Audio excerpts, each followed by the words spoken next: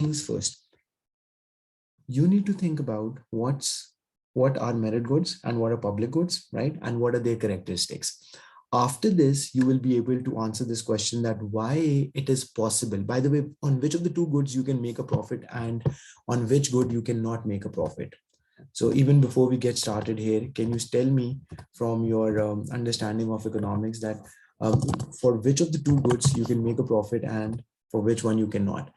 Right, exactly. Excellent. That's correct, right, Zohan? So for merit goods, you can make profit, but on public goods, you cannot, right? Because if you remember, public goods are non-excludable and non-rivalry, which means you can't exclude anyone from using a public good like a road. You can't stop anyone.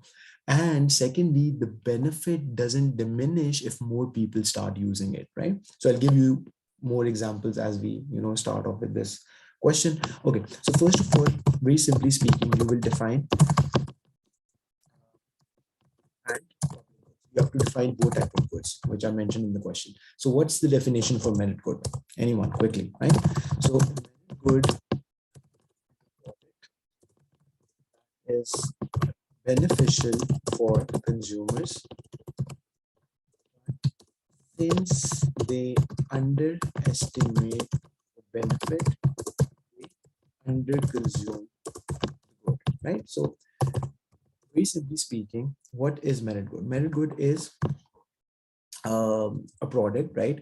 Could be a tangible good or could be a service, right? Like education, healthcare, these are merit goods. So these are beneficial products for consumers, but they do not fully realize the benefit and therefore they underconsume, which means that they demand less than what is optimal demand, right? So if I have to show you quickly on a graph that how we make the graph for merit goods, so it looks like this. So you have a normal demand curve and then the good that are beneficial consumed are underconsumed and underproduced. Exactly. Right.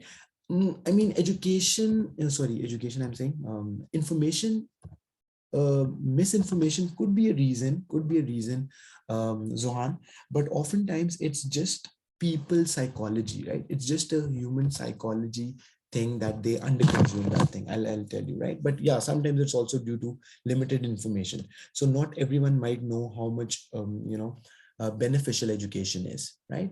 But then there are a lot of people who do know how useful education could be, but they don't assign that much importance to education, right? So how are merit goods underconsumed, right? So you have price of the good, just like you make a normal demand curve, price on the y-axis and you have quantity demanded on the x-axis. So you will draw two graphs, right? So this is, let's say, one graph, and then you will have another graph.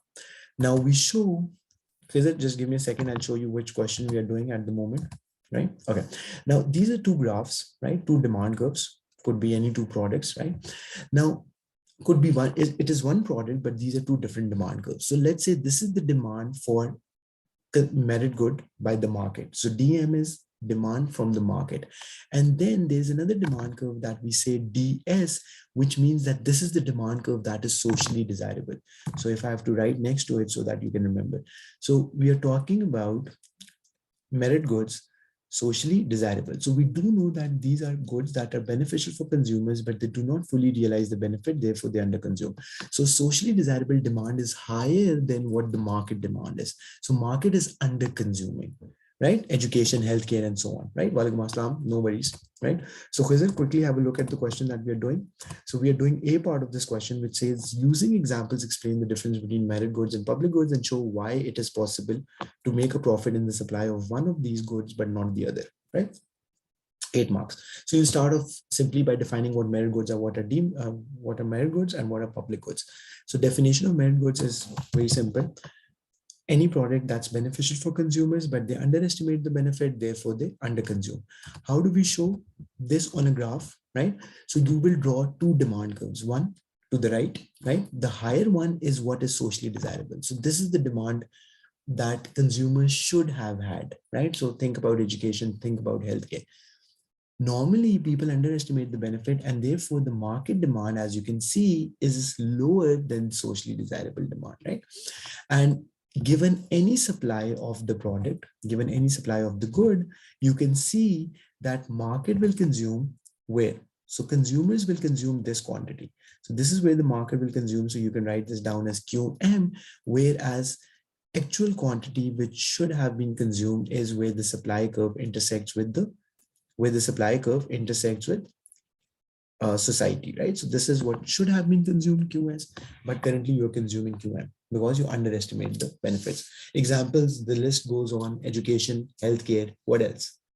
Exercise, right? Oftentimes people know that, to have a longer and healthy life, you need to exercise, but a lot of people underestimate the load. So that can also be defined as merit good. Easy? Is this making sense? Right?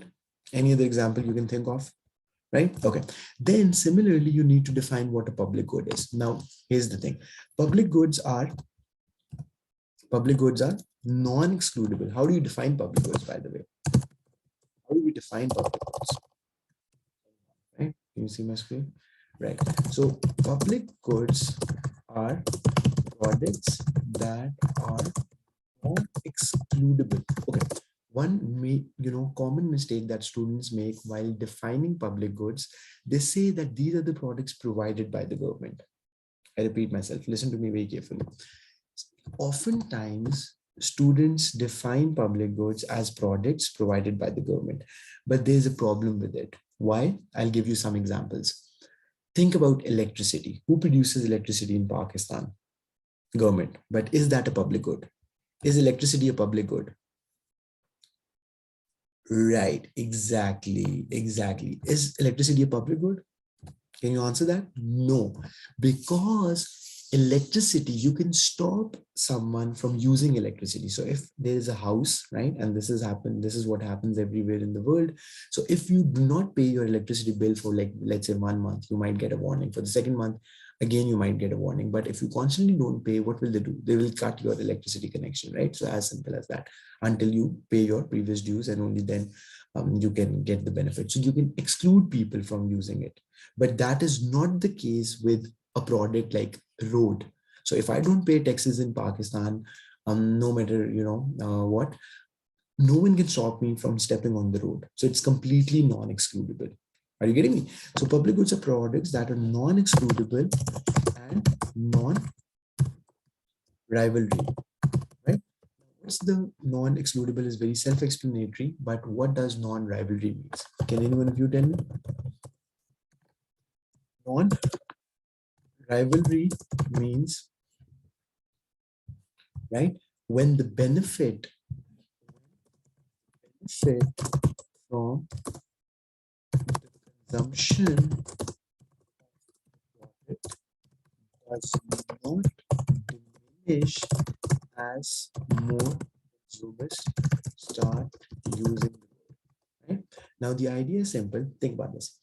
Usually what happens for private goods, what happens for private goods, if I'm using my laptop at the moment, no one else can use it, right? I mean, it's as simple as that. If I am using my car to go somewhere, no one else can use my car, right? But for public goods, multiple people can use that product at the same time and can get the same benefit out of it. So think of a park, right? So if there are multiple people sitting in a park, more or less everyone is getting same benefit, right? Multiple people use roads at the same time and they get same benefit. Are you getting me? So non-rivalry. So you will define public goods by these two characteristics. Any confusion so far? And what are pure public goods? What are examples of pure public goods? Right? You do know that there are quasi-public goods and pure public goods. So pure public goods include, right. So pure public goods include roads. What else? Students, come on. So roads are pure public goods because these are completely non-excludable and non-rivalry. What else? Right? So roads are pure public goods. Then you have defense. Now think about this.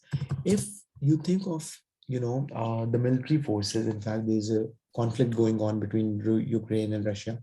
You might have heard on the news.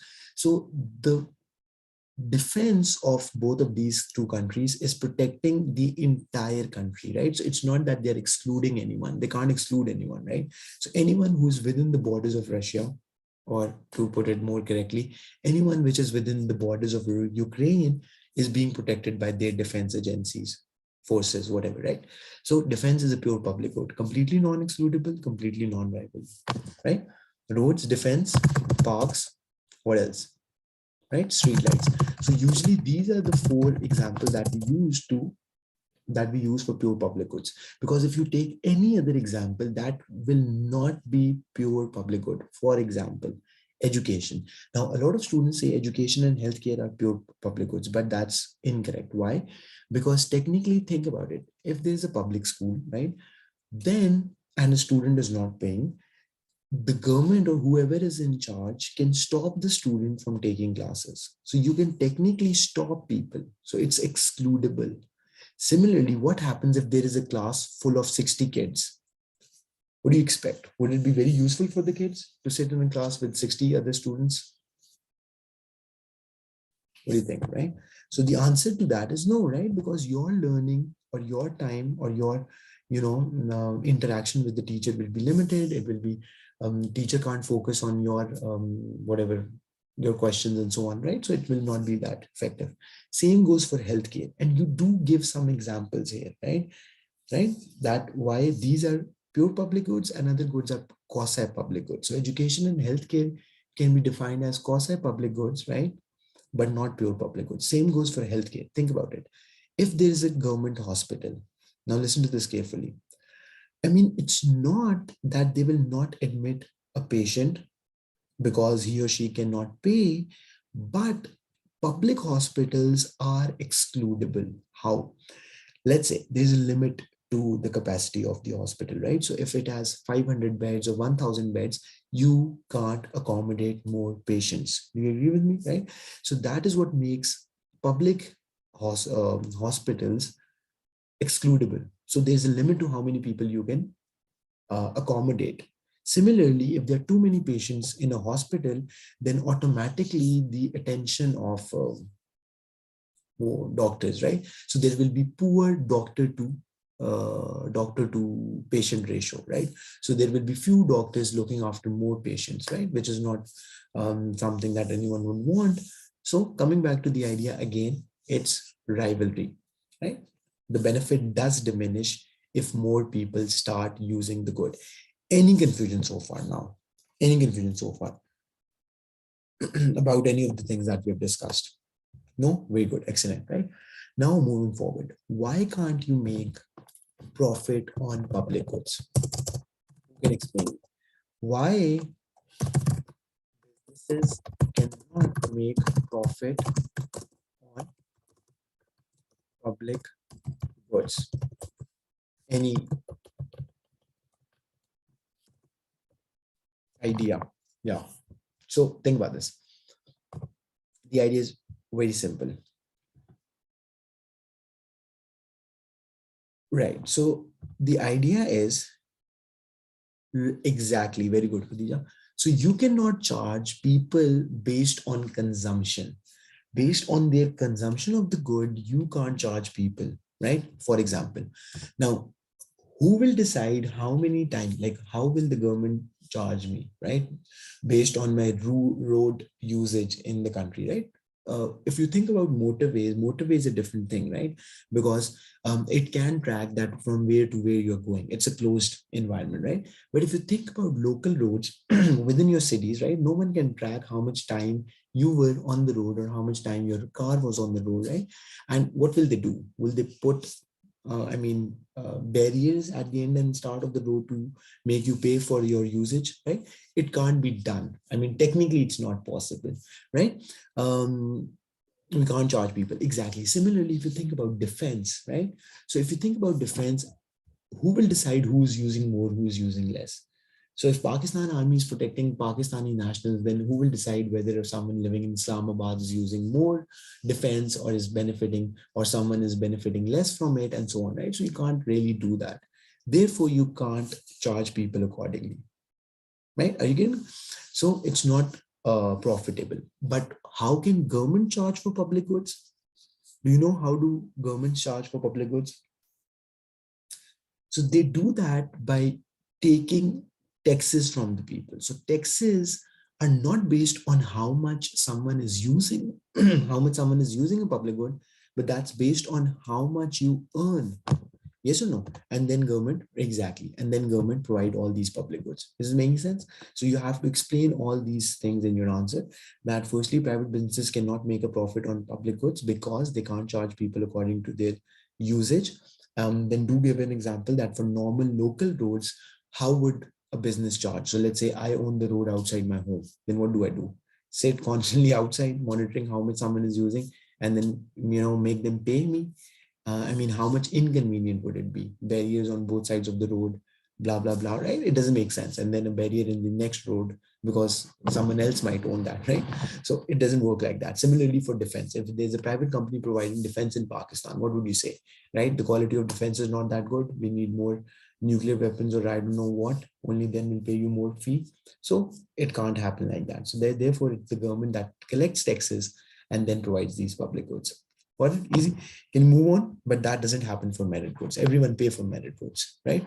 Education, healthcare. When you go to private school, you pay for it. If you are, in a higher grade, you will be paying more. If you're in a lower grade, most probably because that's less complicated, you'll be paying less, right?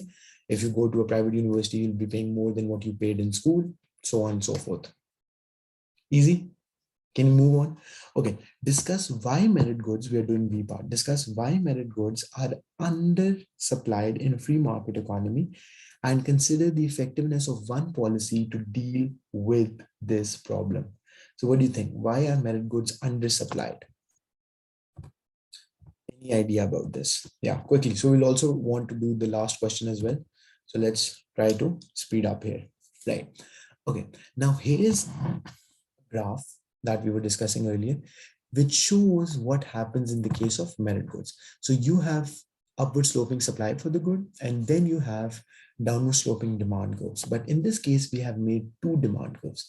One that's socially desirable, one that's what the market that's what the market demand is. People under consume it, so the business is not able to sell more of its goods.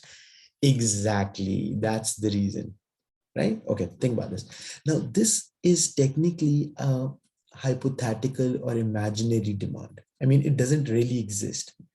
Imaginary, right? It's an imaginary line. It doesn't really exist. This is the actual one. This is the actual demand, right? So the idea is that actually in the market, the demand for a good is less compared to what it should have been, compared to what it should have been. This is making sense, right?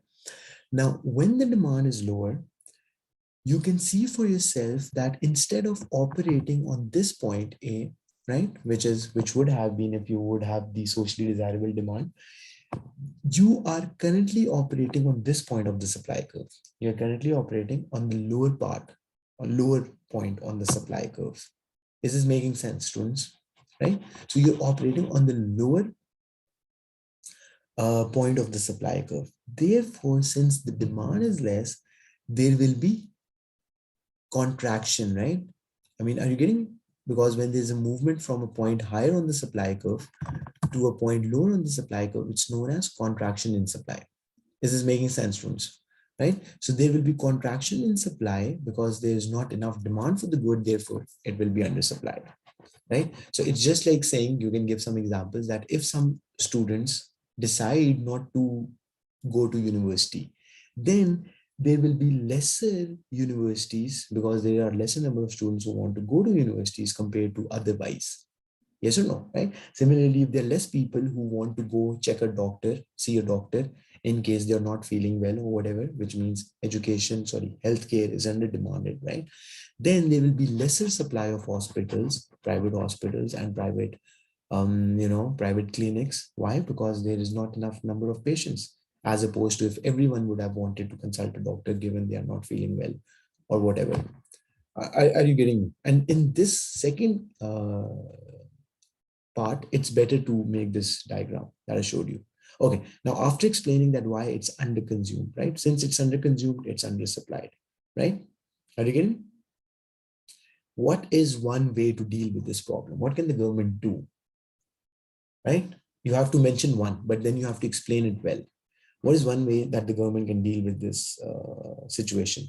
How can government make them use it to the extent that's desirable?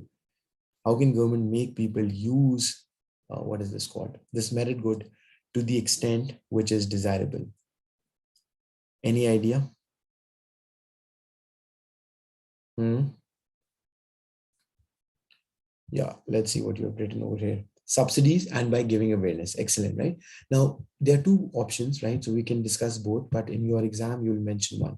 So if you talk about subsidies, students, if you talk about subsidies, the idea is simple. If a good is cheaper, now listen, look at this very carefully, right? So government will give subsidies, which means your supply curve will shift to the right. So what are subsidies? Subsidies are financial payments by the government to producers of the product, right? So that reduces your cost of production and therefore causes a rightward shift in supply. And you can see that the new supply curve, be careful, the new supply curve intersects with what? With the actual demand, because I did tell you this is the actual what the market is demanding. This is just an imaginary line, right? This is just an imaginary line, right? So the new supply curve, which is this one, will intersect with the actual demand, which is this one at this point. So automatically you can see your consumption increase from the previous point, right? Which was QM to QS. So QM means what the market is consuming. QM means what market is consuming, and QS means what is socially desirable, right? Socially desirable quantity, and QM means,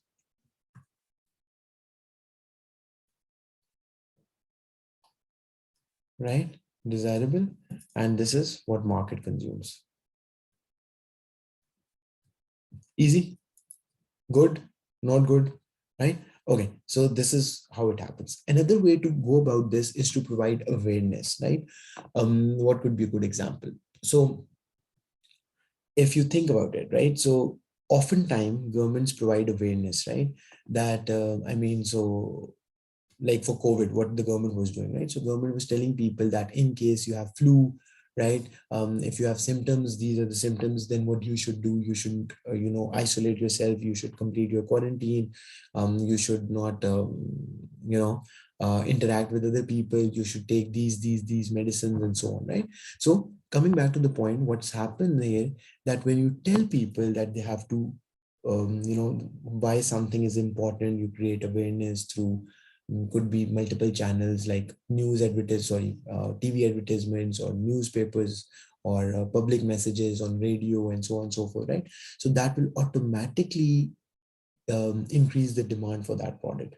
So in the case of awareness, what happens is that your demand curve shifts from this one where the market was consuming initially to this higher level, which is socially desirable. So that is what happens. The cost push inflation causes wage price, right? Okay, so quickly, I'll answer your questions one, but Khatija and Khizr, is this part clear? So this is what you were supposed to do, and you have to answer it like this. Got it? Good? Okay. Now, let's see what questions Zohan has asked. Cost push inflation cause wage price spiral, right? So can wage price spiral cause demand pull inflation as the wages are increasing, leading the purchasing power to rise? Okay, now when the cost push inflation is taking place, you say that it results in wage price spiral. So just a quick question, Zohan. So what you mean by wage price spiral? That wages increase, which mean people are buying more, right? And that in results in higher prices, right? Is this correct? Right? Okay.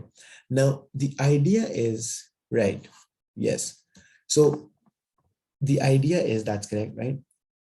So students, think about this. When wages increase, so let's first understand how wage price spiral works. Now, let's assume for some reason, right, wages are increasing. Now think about this. All the labor we have hired, all the teachers and all, other admin staff we have at mega lectures. So let's say if we have to pay them more, wages increase. When wages increase, what happens? Your cost of production increases. So now when cost of production is higher, right, that will mean lower profit for mega lecture. Think about this. Think of any random company, Mega Lecture, McDonald's, KFC, anything, right? So when for some reason their labor has to be paid higher wages, wages are increasing, that means your cost of production is increasing. It costs you more to produce the same good. Easy. Now, with that thing happening, what will I do? What will the business owner do? The business owner will increase the price of the good to keep its profit margin constant. The business producer will increase its price to keep the profit margin constant. With that happening, what will that do? Right? So this explains what wage price spiral is. Higher wages, right? Which means lower profit margins for the producers. To maintain their profit margins, they increase the price, which has to be the burden has to be faced by the consumers then. Okay. Now Zohan is saying that will that result in demand pull inflation? Was that what you were asking? Okay, one by one. Let me explain this first, right? Now, you are saying when this is happening, when wage price spiral, what I explained you, right? Can that lead to demand pull inflation? Um, right, can cause demand pull inflation, right? So the idea is, right, so prices are already increasing. Yeah. You get this? So it doesn't make much of a sense because you answered your question yourself, right? Exactly.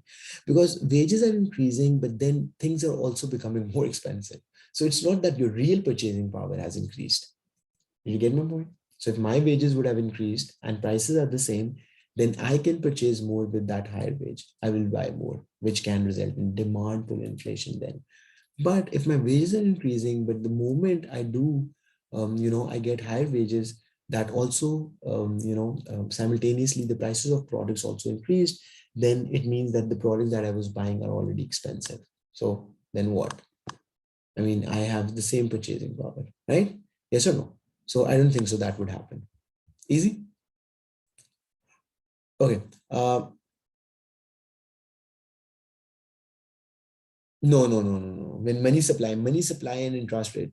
So another question being asked is that if money supply increases, what happens to interest rate? So can anyone of you tell me what happens? What's the relationship between money supply and interest rate? It's inverse. Zohan, think about this. So what is money supply? We will talk more about it in A2, but to give you quick idea, money supply is the quantity of loans, currency plus quantity of loans, right? So money supply comprises of currency notes that are printed in the country, right? So this is the very basic type, currency notes, right? Which we use day in, day out to buy goods and services. And it also includes bank loans. So when bank issue loans, right, that also increases your money supply. Now, here's the thing when now the thing is that when there's more money supply, that means more money is available to people, right? Or simply speaking, think about this, when there are more loans being issued by banks, right? Are you getting? Now it's easier for someone to get a bank loan, right? Then there is more banks chasing fewer customers. Listen to me very carefully, students, right? Money supply in the modern economy not only comprises of currency notes, it also comprises of bank loans. What is a loan? You know it. I go to bank, I say, I don't want to buy a house. I don't have the money. You give me the money. I buy the house. In future, I pay the money back. This is what a loan is. Simple, easy. Now, when banks are issuing more loans, that means more banks are chasing fewer customers. How many of you got this part? More money is chasing. When there are fewer loans, this means more customers are chasing fewer banks, right? It's as simple as that. Everything boils down to demand, supply, so on and so forth, right? So when more banks are chasing fewer customers, this means that to attract customer, like now there's so many banks in every country.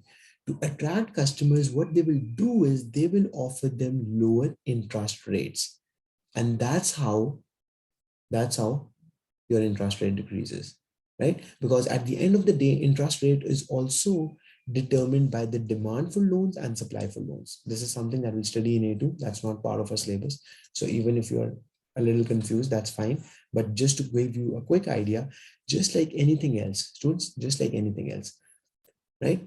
How much is the supply of loans and how much is the demand for loans? So who supply loans?